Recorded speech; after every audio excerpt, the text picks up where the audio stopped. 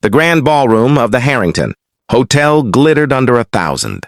Crystal lights, filled with the laughter and clinking glasses of the city's most elite social circle. It was the annual charity gala, an event that separated the privileged from the forgotten, the powerful from the invisible. Evelyn Castillo stood at the center of the room, in a crimson gown that swept the marble floor, her diamonds catching the light like small stars.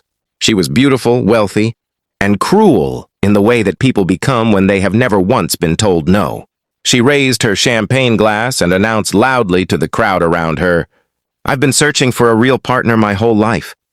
I'll tell you what. If any man in this room can dance a perfect waltz with me, I'll marry him. Right here, right now, I give you my word." The crowd laughed, charmed and entertained, because everyone knew it was a performance. No one could match Evelyn on the dance floor.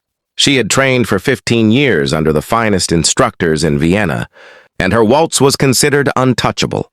Then her eyes landed on the man mopping the floor near the service entrance, and something wicked sparked in her.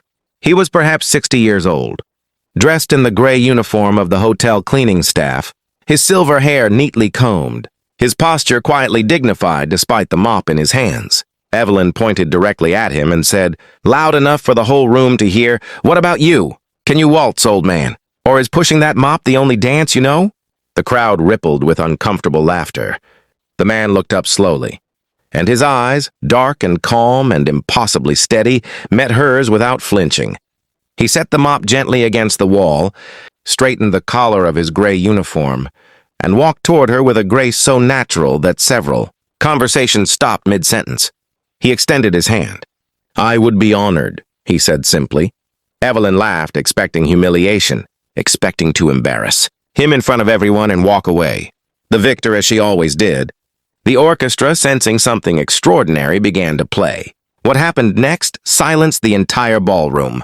The old cleaner took her hand and led her into the waltz, and from the very first step, it was clear that something remarkable was unfolding. He moved with a precision and elegance that belonged to another era, another world entirely. His frame was perfect, his lead gentle but absolutely commanding, and he guided Evelyn through turns and lifts that even she had to concentrate to follow.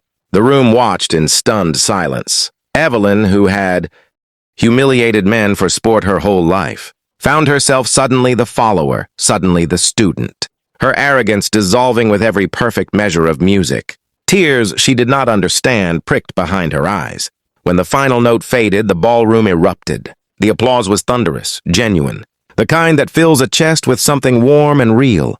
Evelyn stood breathless, staring at the old man who was already stepping back toward his mop, as though nothing extraordinary had happened.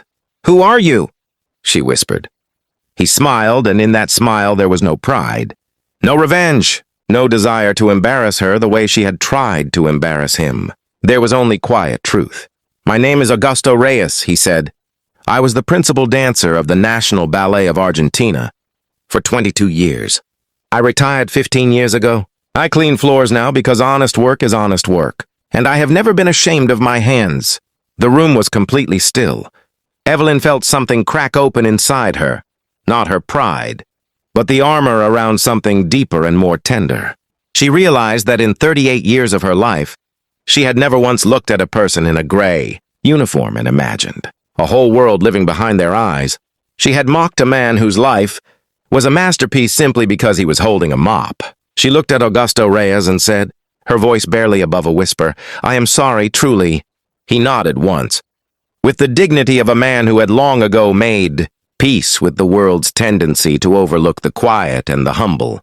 Then he picked up his mop and returned to work, and in doing so taught everyone watching that greatness needs no audience to remain great. Evelyn Castillo did not find a husband that night, but she found something rarer, a mirror that showed her exactly who she had become, and a reason to become someone better. If this story moved your heart, please like, share, and subscribe to Kindness Corner Stories, because every story here is a reminder that dignity lives in every soul, no matter what they wear or what they carry.